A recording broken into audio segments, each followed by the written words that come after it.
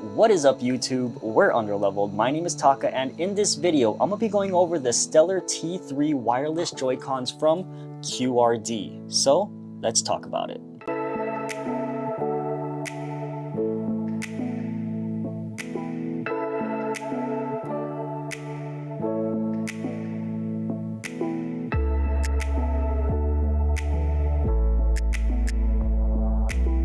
QRD sent us their Stellar T3 wireless Joy-Cons to test out, and I've been using them for a few weeks now. Now I'll go over everything you might want to know about these Joy-Cons and if you should get them or not.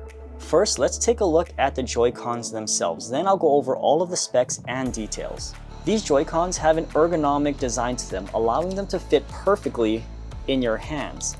And what's really nice is that they're noticeably smaller than the Hori Split Pad Pros. But just because it's less chunky doesn't mean it has less features. In fact, the QRD Joy-Cons have more features than the Hori ones. Now, with these being slightly smaller, it feels a lot more comfortable using it as a single Joy-Con controller. The shape still makes it kind of weird in the hands, but it feels a lot better than the other brands. By the way, these Joy-Con nubs are from my other Joy-Cons. The QRD Joy-Cons do not come with these. These Joy-Cons are also very lightweight, making playing for an extended period of time far more comfortable. Your arms get less fatigued and tired. QRD also includes this middle adapter, so you can turn the Joy-Cons into a standalone wireless controller. Now, if you take a look at the back, you can see that it has this grip texture to it, and what's really nice is that it's not plastic like the rest of the controller, it's actually a hard rubber. It makes it a lot more grippy, and I really appreciate that. Now you're probably wondering what all of these buttons are. There's a lot of buttons, but each one has a different feature, and I'll go over all of those in just a bit. But first, let's talk about these joysticks, because these are by far the key features of these Joy-Cons. These joysticks have incredible technology behind them, utilizing Hall Effect sensors. Now, the Hall Effect, which uses Hall voltage, named after Edwin Hall in 1879, is not new in the scientific world, but it is when it's applied to gaming devices. The reason why Hall Effect sensors are so significant is because it greatly extends the longevity of your joysticks by minimizing the chance of getting the infamous Joycon drift. Joystick drift is so common in Nintendo Joy-Cons that you've probably experienced it at least one or more times.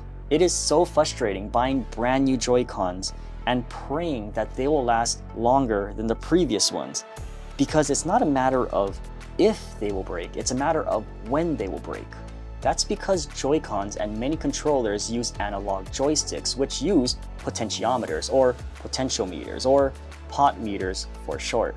Analog joysticks use moving, touching components to measure electrical resistance. These parts are sliding together, moving constantly, which causes them to wear down over time and fail. Hall Effect sensors have no touching parts, which eliminates the wear over time, and you're left with a more reliable and, in theory, a more accurate joystick. If I were to summarize this whole rant in 3 words, it would be no Joycon drift. The D-pad feels really nice. It has this audible click to it, which I really like. And if you're playing any games that has diagonal inputs, then you can just go ahead and swap out this D-pad for the hybrid D-pad that they include. Okay, so now moving on to the buttons. They feel really nice. Again, they have that click, which I really like, and the font is eye-catching and unique. The bumpers and triggers, they're smooth. They don't have much play to them, and they have a very short travel distance. Again, they have that nice click to them. They're not soft, they're not spongy. You know that you're pressing it down. And same goes for the rear mappable buttons. Again, you hear that really nice click, that really nice register. I really like that. Now, talking about sounds, this next part is just a personal preference for me. You might not care, you might even think I'm weird for considering this, but the very first thing I do when I buy a controller is I shake it. Why? It's because I don't like when controllers rattle. For me, it speaks volume on build quality. There's just some parts that aren't perfectly fitting, whether it's the buttons hitting up against the plastic shell or some kind of internal component that's not secured down. This is a Nintendo Switch Pro controller.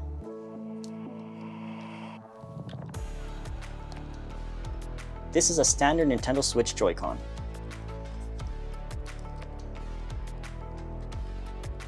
This is a QRD Stellar T3.